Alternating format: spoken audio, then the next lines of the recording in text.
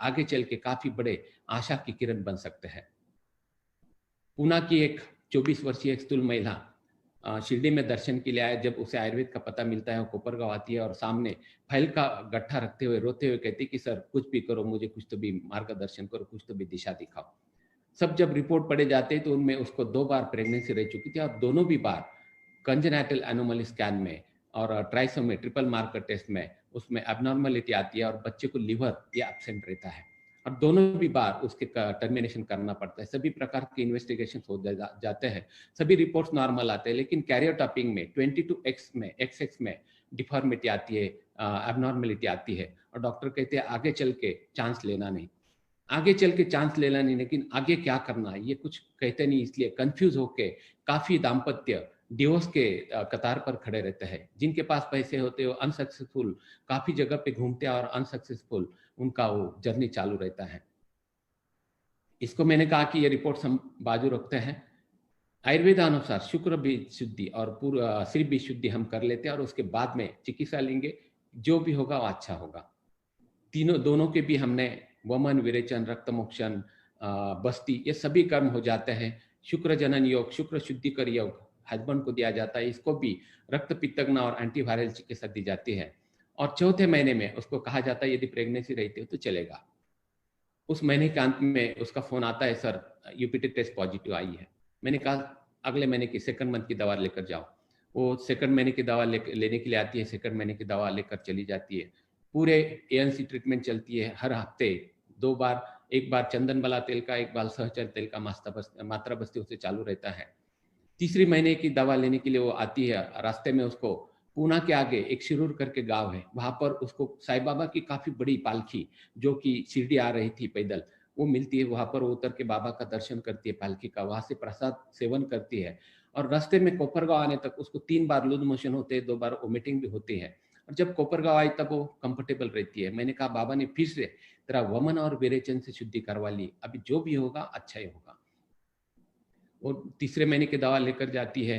पूना जाने के बाद में first triple marker test, first trisomy test की जाती है और वो एबनॉर्मल आती है।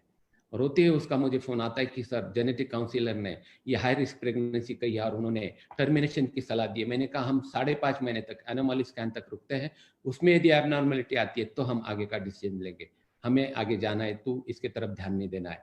फिर से चौथे महीने की दवा लेने के लिए आती है, फिर से चौथे महीने की दवा लेकर चली जाती है और जाने के बाद second triple marker test trisomy test की जाती है, वो भी एब्सोल्युटली एबनॉर्मल आती है।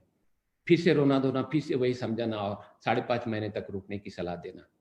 चौथे महीने की दवा कंप्लीट हो जाती है। 5वें महीने की दवा कंप्लीट होने के बाद उसका शाम के समय एक दिन फोन आता है और वो कहते हैं सर सोनोग्राफी की। मैंने कहा रिपोर्ट नॉर्मल आया। तो इमीडिएट पूछती सर आपको कैसे पता चला। मैंने कहा आज पहली बार तू बिना रोते हुए मुझे फोन कर रही है। तो हंसते हुए उसने कहा कि हाँ सर रिपोर्ट नॉर्मल आया, लेकिन डॉक्टर ने कहा कि हमें एमनियोसेंटेसिस करना पड़ेगा, गर्भजल चिकित्सा करनी पड़ेगी ताकि ये प्रॉब्लम है या नहीं उससे कंफर्म हो जाएगा। मैंने कहा ये भी टेस्ट करवा लो, आयुर्वेद का और एक प्रूफ विश्व को दिखाने के लिए तैयार हो जाएगा। और नेक्स्ट वीक एमनियोसेंटेसिस की जाती है और आपको बड़ा गर्व होगा कि वो टेस्ट एब्सोल्युटली नॉर्मल आती है। दूसरे दिन उसके जीजाजी के साथ वो शिरडी बाबा के दर्शन के लिए आती है, फिर हॉस्पिटल आके पेड़े देती है कि ये सब कुछ जो हुआ बाबा के कारण हुआ, आयुर्वेद के कारण हुआ। 9 मंथ कंप्लीट होने के बाद धुलिया उसका मायका होता है। एक दिन सुबह सुबह उसके मॉर्निंग में उसके हस्बैंड का फोन आता है, सर उसको पेन, एब्डोमेन पेन शुरू हुआ है, उसको एडमिट किया है। मैंने कहा क्या होता है मुझे इन्फॉर्म करो।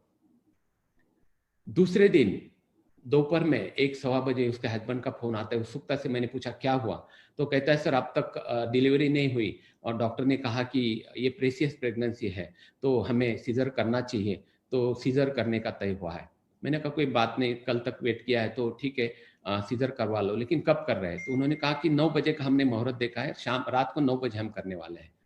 तो काफी टाइम था, 7-8 घंटे। तो मैंने कहा एक काम करो, 2 चम्मच कैस्टर ऑयल, एरंडी का तेल, उसको आधा कप दूध में पिला दो और क्या होता है मुझे बोलो।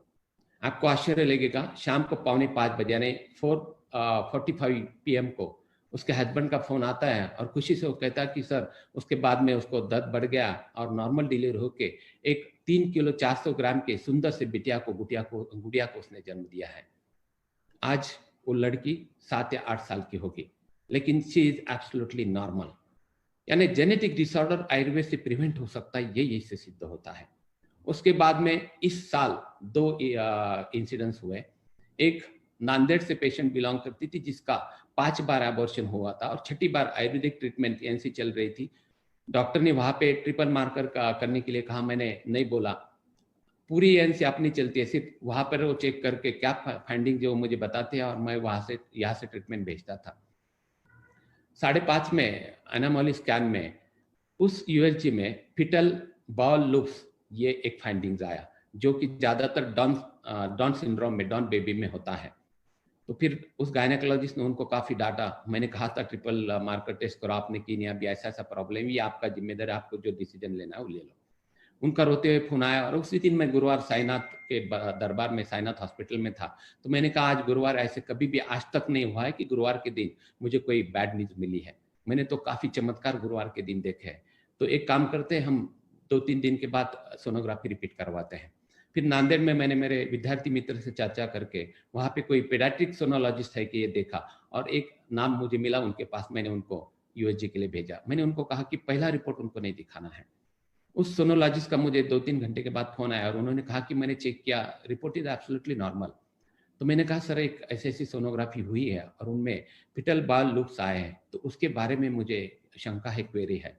तो उन्होंने कहा सर मैं फिर से रिपीट करवाता हूँ। उन्होंने फिर से रिपीट करके, शायद जैसे जॉन्डिस हुए पेशेंट को सब पीला दिखता है, और ये बताने के बाद उनको भी उसी नजरिया से उन्होंने देखने के बाद वो भी कंफ्यूज हो गया और उन्होंने कहा सर हो सकता है मैं भी थोड़ा सा कंफ्यूज हूँ। जस्ट आंख बंद करके बाबा को मैंने याद किया और उस पेशेंट को मैंने कहा वेट एंड वॉच जो होता है वो देखेंगे। और पूरी एएनसी आगे चल के आयुर्वेद से हो गया। डिलीवरी होने के बाद में वो बच्चे एब्सोल्युटली नॉर्मल निकले। यानी आयुर्वेद एएनसी यदि है तो डरने की कोई बात नहीं होती है। उसका और एक उदाहरण, ये 6 महीने पहले एक डॉक्टर पंडित या समथिंग है जो कि एमपी उमरिया में प्रैक्टिस करते हैं, जनरल प्रैक्टिस वहां पर करते हैं। उनके बीवी का 6 बार एबॉर्शन हुआ था, उसको भी चिकन पॉक्स की हिस्ट्री थी। तो फिर वो आयुर्वेद के पास है, पूरी एएनसी आयुर्वेद से चलती रही, सब कंजेनिटल एनोमली स्कैन वो भी सब नॉर्मल था। लेकिन 7वें महीने में जब फिटल डॉपलर टेस्ट करवाई गई तो वो एबनॉर्मल आई, उसमें सेरेब्रल इनसफिशिएंसी, ये रिपोर्ट, ये फाइंडिंग उसमें आया। ये भी काफ़ी रिस्की फाइंडिंग था।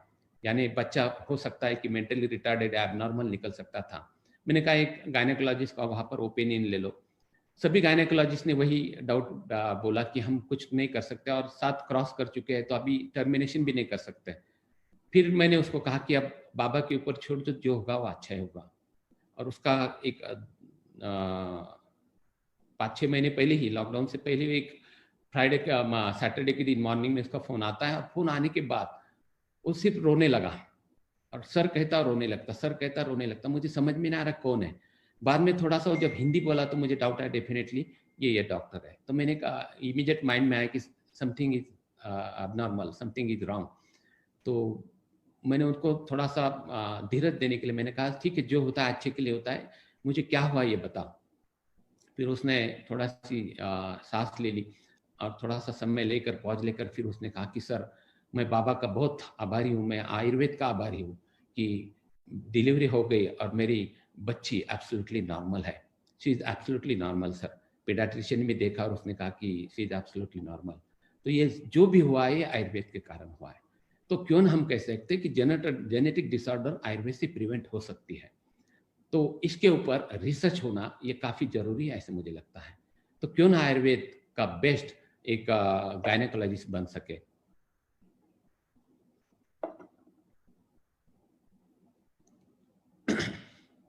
उस दिन भी मैंने कहा था कि आयुर्वेद का एक दी बेस्ट पीडियाट्रिशियन बन सकता है। यूआरटीआई, एलआरटीआई या डायरिया छोड़ते हैं तो मस्कुलर डिस्ट्रॉफी हो, डिलेड माइलस्टोन हो या सेरेब्रल पाल्सी हो, इनमें आयुर्वेद की सिवा कहीं भी चारा नहीं है। तो यदि ये ट्रीटमेंट हम करते हैं या कोई बच्चा, कोई वैद्य आगे आकर आयुर्वेदिक पेडियाट्रिशियन बनता है तो वो काफी सक्सेसफुल रहेगा। पिछली बार मैंने एक इपिलेप्सी के बारे में बताया था। एक 2009 में एक छोटा सा बच्चा, उम्र 7 या 8 साल की होगी, उसकी माँ उसे कंधे पे उठाकर क्लिनिक में लेकर आई थी। वो पूरा तरह से एकदम ड्राउजी, एक सोया हुआ था। मैंने उनको पूछा तो उन्होंने कहा सर उसको मिर्गी की तकलीफें, झटके आते हैं। तो करीबन 3 साल से उसको कन्वर्जन की, एपिलेप्सी की शिकायत थी और आपको हैरानियत होगी कि उसको एडल्ट डोज़ में एंटीएपिलेप्टिक ड्रग चालू थे। 60 मिलीग्राम गार्डिनल बीडी में चालू था और एप्टाइन 100 मिलीग्राम की टैबलेट उसको, जो कि एडल्ट डोज़ है, उसको चालू था और फिर भी दिन में 10 या 12 कन्वर्जन उसको आते थे। थोड़ा भी डोज़ कम करते तो और कन्वर्जन बढ़ते थे और यही डोज़ रखते तो 24 आवर्स सोया हुआ रहता था। वो उसको नींद में ही जो भी दूध या जो कुछ पेज वगैरह देते थे, वो नींद में उसको पिलाते थे। उस बच्चे की शक्ल से वो पित्त प्रकृति का लग रहा था, इसलिए मैंने सब पित्तज्ञ चिकित्सा उसको दे दी। नींद में एक बार शिरोधारा करवा लिया। 1 ड्रॉप्स मैंने उनको डालने के लिए, नाक में डालने के लिए दे दिया और कहा कि ये ट्रीटमेंट चालू रखो और 15 दिन के उपरांत लेकर आओ। 15 दिन उपरांत जब वो आया तो सीटी कैमरे में मैंने देखा वेटिंग में काफ़ी उछल-कूद कर रहा था। जैसे उसका नंबर आया, डायरेक्ट अंदर आके वो टेबल पे, एग्जामिन टेबल पे सो गया और कहा, "सर मुझे चेक करो, मला तपासा।" मैंने उसके माँ की तरफ देखा, मैंने कहा ये तो ठीक हो गया। फिर उसकी माँ ने कहा, "सर उस दिन से आज तक उसको एक बार भी झटका नहीं आया।" रियली मुझे उस दिन आयुर्वेद का इतना अभिमान महसूस हुआ। ये टिपिकल पित्त अपस्मार था। उसके बाद में एक सितंबर अक्टूबर तक यानी 4-5 महीने मैंने पित्तज्ञ चिकित्सा चलाई। 3 साल एलोपैथी ट्रीटमेंट हो चुके थे, इसलिए मैंने सभी मॉडर्न ड्रग्स बंद कर दिए और एक बार सौम्य विरेचन करवा लिया और ज़्यादा से ज़्यादा उसके बाद में 1 आध महीना दवा दी। तब से पिछले साल तक यानी करीबन 10 साल उस लड़के को एक बार भी कन्वल्जन नहीं आए। लेकिन पिछले साल उसको एंट्रिक फीवर हुआ और जब वो एडमिट था तब मॉडर्न दवा लेने के बाद में कुछ सेकंड के लिए 5 या 10 सेकंड के लिए वो थोड़ा-सा फ्रीज हुआ। जैसे ही उन्होंने डॉक्टर को कहा और हिस्ट्री उसकी थी, तो उन्होंने इमीडिएट 300 मिलीग्राम की एप्टाइन उसे चालू की। जिस दिन से एप्टाइन चालू की, उस दिन के बाद में उसको फिर से 2-3 कन्वर्जन पर डे चालू हुए और फिर वो माँ फिर से कोपरगांव उसे लेकर आई। मैंने कहा एलोपैथ ड्रग उसको देना ही नहीं। वो ये आयुर्वेद का पेशेंट है, इसको आयुर्वेदिक दवा चलती है। मैंने फिर से वो एप्टाइन बंद कर दी। फिर से 1 महीना 2 महीने उसको पित्तज्ञ दवा दे दी। उसके बाद से आज तक एक बार भी उसको कन्वर्जन नहीं आया। मेरी भी दवा बंद है, मॉडर्न भी दवा बंद है। सिर्फ उसको ये बताया है कि स्पाइसी, उष्ण तीक्ष्ण पदार्थ खाने नहीं है, धूप में ज़्यादा नहीं है और मॉडर्न दवा कभी लेना नहीं है। तो क्यों न हम विश्व को चिल्लाकर कहें कि आयुर्वेद से एपिलेप्सी भी ठीक हो सकती है। यही बात मैंने साइकियाट्रिस्ट के बारे में पिछले लेक्चर में भी कहा था कि यदि साइकोसिस है, पोस्टपार्टम साइकोसिस है, एंजाइटी डिप्रेशन है, एंजाइटी न्यूरोसिस है, सिजोफ्रेनिया है, बाइपोलर सिजोफ्रेनिया है या पैनिक मैनिया है, हिस्टेरिया है, इंसोम्निया है या ओसीडी है, कुछ भी हो, आयुर्वेद से वो पेशेंट अच्छी तरह से ट्रीट होता है। मैं तो नए बच्चों को यही कहता हूँ कि किसी भी साइकियाट्रिस्ट के सामने जगह देखकर आयुर्वेदिक मनोविकार तत्व बोर्ड लगा के आप वहाँ पर प्रैक्टिस शुरू करो। मॉडर्न के जितने भी फेल्योर पेशेंट है वो आपके मिल जाएगा, तो आपको खाने के लिए समय नहीं मिलेगा क्योंकि इतना फेल्योर रेट है। बाइपोलर सिजोफ्रेनिया मैंने पिछली बार एक बॉम्बे के मुलुंड के पेशेंट की केस बताई थी, लेकिन एक डॉक्टर, खुद एमबीबीएस डॉक्टर, सिर्फ 1 महीने में सिजोफ्रेनिया से पूरी तरह से ठीक होते हैं। मैंने मेरे प्रैक्टिस में, मेरे लाइफ में देखा है। संगमनेर से एक प्रिंसिपल का मुझे फ़ोन आता है और कहते हैं कि सर मेरा एकलौता बच्चा है, एमबीबीएस है और वो पिछले 3 साल से सिजोफ्रेनिया से ग्रस्त है और मैं परेशान हूँ, मैं कुछ भी मैं हेल्पलेस हूँ, आप कुछ भी कीजिए, उसको ठीक कीजिए। तो मैंने कहा ठीक है, उसे भेज दो, मैं देखता हूँ। वो एमबीबीएस डॉक्टर था, एक पीएचसी सेंटर में मेडिकल ऑफिसर था, काफ़ी हॉनेस्ट था और सिंसियरली वो सेवा भी कर रहा था। लेकिन ज़्यादा हॉनेस्ट पब्लिक या ज़्यादा हॉनेस्ट पीपल लोगों को कभी सह नहीं जाते। जो करप्टेड थे उनको पैसे खाने नहीं आते थे, इसलिए उन्होंने गलत स्टिंग ऑपरेशन में उसको कैच किया, उसको पकड़वा दिया और उस शौक से वो सिजोफ्रेनिया में चला गया। तब से वो एंटी सिजोफ्रेनिक 9 प्रकार की दवा खा रहा था। सिर्फ खाना सोना करीबन 105 केजी वेट उसका हुआ था। जब डॉक्टर खुद है और वो साइकिक पेशेंट है तो उसको हैंडल करना भी एक स्किल होता है। उसकी माँ जब वो लेकर मेरे पास आई और वो सामने बैठे, तो उसके तरफ देखते हुए मैंने यही कहा कि आप डॉक्टर हो, एमबीबीएस डॉक्टर हो। उसने सोच के कहा कि जस्ट गर्दन से उसने कहा हाँ। मैंने कहा आपका वेट इतना है, आप इतने ओबेसिटी आपको है, तो डेफिनेटली आपको ब्लड प्रेशर होगा। उसने गर्दन से नहीं कहा। मैंने कहा सो जाओ, मैं चेक करता हूँ। उसको एग्जामिन टेबल पर सोने के लिए कहा, वो टेबल पे का पास गया और मैंने कहा सो जाओ, तो उसने वेट वेट अर्जुन मुझसे बात कर रहा है। 1-2 मिनट के बाद में मैंने फिर से कहा, आप सो जाओ। नहीं रुको, श्री कृष्ण भगवान मुझसे बात कर रहे हैं। और फिर कुछ समय के बाद सो गया। मैंने एक जस्ट फॉर्मेलिटी चेक करनी थी, बीपी चेक करवाया और मैंने कहा आपको शादी करनी है? उसने कहा क्यों नहीं करनी है? मैंने कहा फिर आपके तो बाल काफ़ी झड़ गए हैं, आपको लड़की कौन देगा? तो मैंने कहा हमारे पास एक शिरोधारा ट्रीटमेंट होती है, यदि वो करते हैं तो ऑयल जो होता है वो बालों के लिए काफ़ी अच्छा होता है, तो आपके बाल घने हो जाएंगे, तो फिर हम लड़की ढूंढने में हमें आसानी हो जाएगी, तो हम क्यों ना शिरोधारा करवाएं। उसने सोच के फिर कहा ओके लेट्स गो। तो वो उठा और फिर शिरोधारा के लिए चला गया। शिरोधारा के पश्चात मैंने कुछ स्वर्ण ब्राह्म्योटी मेद्योटी सारस्वता वचा तेल नस्य और कुछ मेथ्य योग बना के उसकी माँ को दिया और उस डॉक्टर को कहा कि ये दवा सब बालों के लिए है, तो ये दवा वक्त पे लेना, आपके बाल घने बन जाएंगे, अच्छे हो जाएंगे। 15 दिन उपरांत जब वो फिर से फॉलोअप के लिए आया तो डायरेक्ट आके कंसल्टिंग में मैंने बाजू में खड़ा रहा और उसने कहा कि सर मुझे आपके पैर छूने हैं। आपको आश्चर्य लगेगा, मैं भी हैरानी में रह गया। मैंने कहा क्यों छूने हैं? उसने कहा sir I am totally absolutely right, okay now. तो मैंने कहा अर्जुन क्या बोल रहे हैं, श्री कृष्ण भगवान क्या बोल रहे हैं? तो हंसने लगा और उसने कहा नहीं सर दैट वाज हेलुसिनेशन, लेकिन मैं अब ठीक हुआ हूँ। तो उसने कहा सर मैं फिर से एक बार शिरोधारा करवा सकता हूँ? मैंने कहा व्हाई नॉट। फिर से एक बार शिरोधारा करवाई, फिर से 15 दिन की दवा लेकर चला गया और फिर से 15 दिन के उपरांत जब आया तो पेड़े लेकर आ गया और आने के बाद पैर छू के उसने कहा कि सर मेरा पिछले हफ्ते फिर से इंटरव्यू में सिलेक्शन हुआ हूँ और मैं चंदनापुर की जो पीएचसी है, कल से मैं वहां पर एज ए मेडिकल ऑफिसर फिर से रिज्वाइन हो रहा हूँ। उसके बाद में आज तक ना तो वो एलोपैथ दवा ले रहा है, ना तो आयुर्वेद दवा ले रहा है।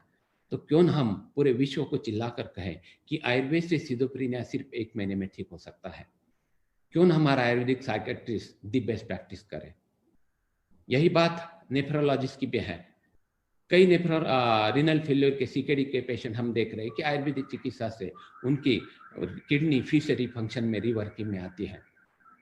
सबसे पहले दिसंबर 2016 में मेरे पास पूना से एक पेशेंट आता है, उसको पकड़ के 2-3 लोग लेकर आते हैं, काफ़ी टॉक्सिक लोग, एकदम ड्राई स्किन, ब्लैकिश स्किन और सेंट्रल लाइन डाली हुई है और उनको आकर एग्जामिन टेबल पे सुलाते हैं। रिपोर्ट में सीरम क्रिएटिनिन लेवल 8.9 है, ब्लड यूरिया 196 है, हीमोग्लोबिन 4.6 मिलीग्राम है और उसको वीकली 2 बार डायलिसिस चल रहे हैं। करीबन 6 महीने से ये चल रहा है और उस पेशेंट को काफ़ी नौसिया है, हिक्कप है, ड्राई स्किन है, एकदम सीवियर वीकनेस है, यूरिन आउटपुट 1 या 2 चम्मच होता है।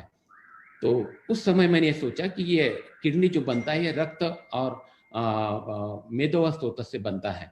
तो फिर रक्तपाचक मॉर्निंग में, मेदोपाचक इवनिंग में शुरू किया। क्लेद दूर करने के लिए गोक्षरादि गोकुल 2-2 गोली 2 बार शुरू की और क्लेद आम बाहर निकालने का काम पुनर्नवा काफी अच्छी तरीके से करती है। इसलिए गर्विष निकालने के लिए पुनर्नवा और माका का काढ़ा लेने के लिए दिया।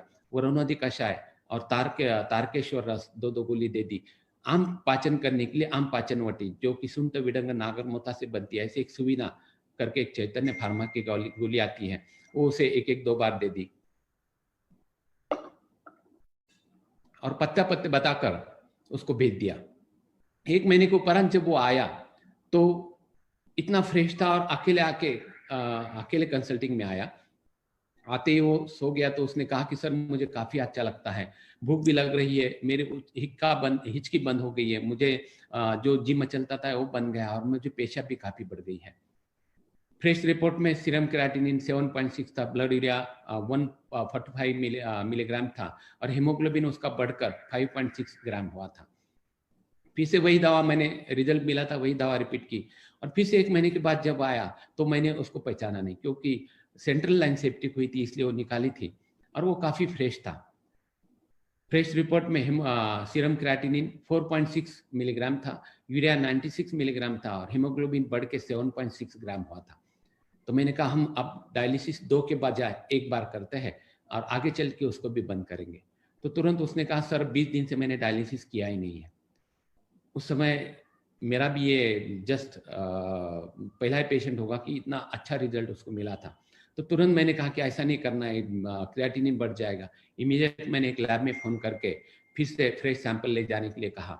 एक पौने 1 घंटे के बाद में फ़ोन उनका आता है पैथोलॉजिस्ट का और वो कहता है कि सर क्रिएटिनिन 4.9 मिलीग्राम है, यूरिया उसका जस्ट 97-98 के मिलीग्राम के बराबर है। मुझे काफ़ी हैरानियत हुई, क्योंकि 20 दिन से डायलिसिस बंद करने के बाद में भी उसका क्रिएटिनिन सिर्फ 0.3 से बढ़ा था।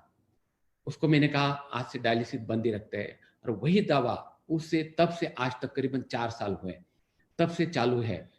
आज भी उसका क्रिएटिनिन 1.7 से 2.4 तक सीमित है, परहेज भी नहीं रखता है।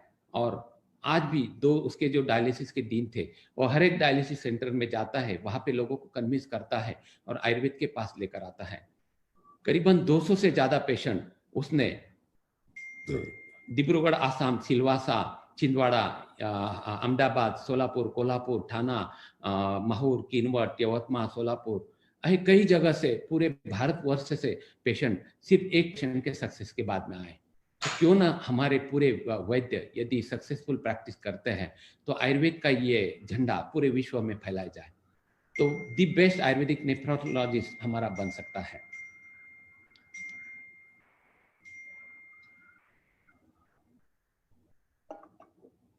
आज का सब्जेक्ट जो है वो श्री रोग के बारे में मुझे बोलना है। मानवीय जीवन के जैसे बाल्यावस्था, तारुण्यावस्था और वार्धक्यावस्था, ऐसे 3 स्टेजेस होते हैं। यदि हम श्री रोग के बारे में सोचेंगे तो रजोदर्शन कालावस्था, बाल्यावस्था, रजोदर्शन कालावस्था और रजोनिवृत्ति कालावस्था, ऐसे 3 स्टेजेस उनके हो सकते हैं। बाल्यावस्था में स्त्री पुरुष दोनों के व्याधि एक जैसे होते हैं। भारतीय उष्णकटिबंध प्रदेश है, इसलिए लड़कियों में पीरियड शुरू होने का या मासिक धर्म शुरू होने का अवधि, उम्र, ये 12 से 14 साल या 15 साल तक बताई गई है। लेकिन आजकल प्रकृति अनुसार, देश या काल के अवस्था अनुसार ये उम्र के 9वें या 10वें साल में भी शुरू होते हुए दिखाई देती है। जैसे ही मासिक धर्म शुरू होता है, उस लड़की में शारीरिक बदलाव के साथ साथ काफी मानसिक बदलाव भी होते हैं। वो सुंदर दिखने लगती है, लज्जा या स्त्री सुलभ वैशिष्ट्य जो होता है वो भी उसमें दिखाई देने लगता है।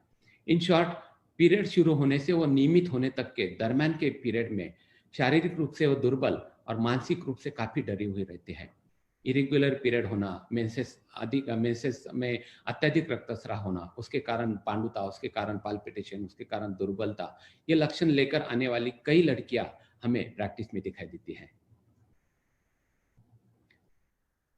आर्तोक्षीणता, जिसे अल्पार्थ हम कहेंगे, जिसे मॉडर्न साइंस में ऑलिगोमेनोरिया कहते हैं, ये भी पेशेंट आजकल प्रैक्टिस में काफी संख्या में दिखाई देने लगे हैं। जस्ट पीरियड में स्पॉटिंग होता है, बिल्कुल ब्लीडिंग होता नहीं, लेकिन ये भी अच्छी बात है, ऐसे कहने वाले भी कई डॉक्टर्स मैंने देखे हैं। लेकिन आर्तव, ये मल स्वरूप होता है, मल भाग होता है, इसका निस्तारण होना ये कितना अत्यावश्यक है, ये सिर्फ आयुर्वेद ही जानता है। हेतु का यदि हम विचार करें तो सद्यकालीन फास्ट फूड की आहार जीवन शैली, ये इसका मुख्य हेतु होता है। चिकित्सा के उद्देश्य से इसके हम 2 ग्रुप कर सकते हैं। पहला ग्रुप धातुक्षयजन्य यानी अपतर्पणोक्त, और दूसरा संतर्पणोक्त यानी मार्गावरोधजन्य। दूसरी भाषा में यदि हम बोले तो एक कृश या दूसरा स्थूल, या धातुक्षयजन्य या मार्गावरोधजन्य। इस तरीके से हम यदि सोचते हैं तो चिकित्सा अधिक सुलभ, प्रभावी और अल्प समय में उपशय देने वाली होती है। आर्तोक्षीण या कृश या आर्तोक्षीणता रहने वाली लड़की या महिला में यदि हम निदान परिवर्जन करते हैं, रस रक्त वृद्धि कर ऐसे बल्य चिकित्सा करते हैं, और यदि अपन वायु का शमनार्थ यदि सहचर तेल का मात्रा बस्ती देते हैं, तो अल्प दिन में, अल्प समय में उसको उपशय मिलते हुए दिखाई देता है। यदि मार्गावरोधजन्य स्थूल स्त्री या महिला में यदि आर्तोक्षीणता है, तो उसमें निदान परिवर्जन के साथ में यदि हम लेखन कर्म करते हैं या वमन, बस्ती कर्म या नस्य करते हैं, तो उसमें तुरंत उपशय मिलते हुए दिखाई देता है। उसके बाद में आर्तव, अत्यार्तव, जिसे हम मेट्रोरेजिया कह सकते हैं। अल्पार्तव की तुलना में इसकी संख्या प्रैक्टिस में आजकल ज्यादा दिखाई देती है। पित्त प्रकृति की महिला में तुलना से कफ और वात प्रकृति की महिला से ये प्रमाण अधिक तीव्र और संख्या में अधिक होता है। पित्त प्रकृति की महिला और लवणाम्ल रसात्मक आचार, दही, नमकीन खाना और टेंशन युक्त स्ट्रेसफुल जीवन शैली, ये इसका मुख्य कारण होता है। निदान परिवर्जन यदि करते हैं और अम्ल पित्त रसात्मक आचार, ज़्यादा स्पाइसी फास्ट फूड, ये खाना यदि हम बंद करते हैं और अभ्यंतर प्रवाह, शंकर, माक्षिक, गोदंती, आनंद मूळ, हरितिक, एष्टी मधी, लोद्र, नागकेशर, ये मिश्रण आधा चम्मच देते हैं, या सारप यूकेर या सारप ड्यूफेम 2-2 चम्मच देते हैं, और चंदन वाला तेल 30 या 50 ml कोश न करके यदि उसका मात्रा बस्ती देते हैं, तो एक 2-3 दिन में रक्तस्राव बंद होते हुए दिखाई देता है। एक लासलगांव की एक लड़की थी, उम्र 19 साल, नासिक जिले में लासलगांव की लड़की थी। वो दोनों चिकित्सा के लिए